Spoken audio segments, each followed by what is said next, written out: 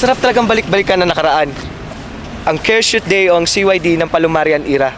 Hay, tandang-tanda ko pa noon. 8 care shoot day.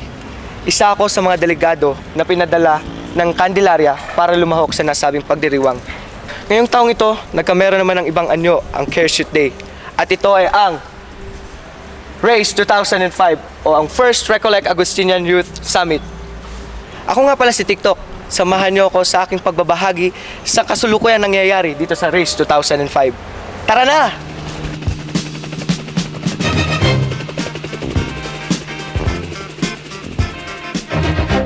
Dumating ang mga delegado ng iba't ibang OAR at AR communities noong ika-2 ng Marso taong 2005 at sila'y sinalubong ng isang welcome party kinagabihan. Kinabukasan, sinimulan ang umaga ng pagsisiyasat ng mga watawat ng iba't ibang bansa. Pinangungunahan ng bandila ng Pilipinas at ng bagong Race 2005 banner. Pagkatapos ng almusal, isang rekoleksyon ang ginanap sa mini theater na ibinahagi ni Father Albert Pillazar. Para manatiling gising ang lahat, ito'y sinabayan ng masayang awitin na may halong sayaw.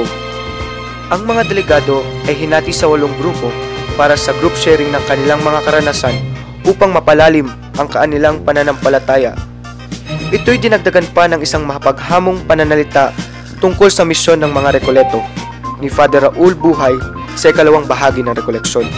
Pagsapit ng ika-6 ng gabi, isang concelebrated mass ang ginanap na pinangunahan ng ating aktibong prior provincial na si Father Lauro Larlar.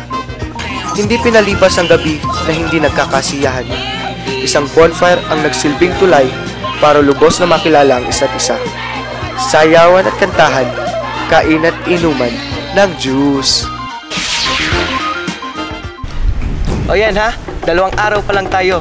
Hindi pa nag-iinit ang mga puso at kaluluwa ng mga delegado dito sa Race 2005. Kaya huwag kayong aalis. Bantayan nyo pa ang mga susunod na kaganapan dito sa Casa Siaco Recoleto Seminary.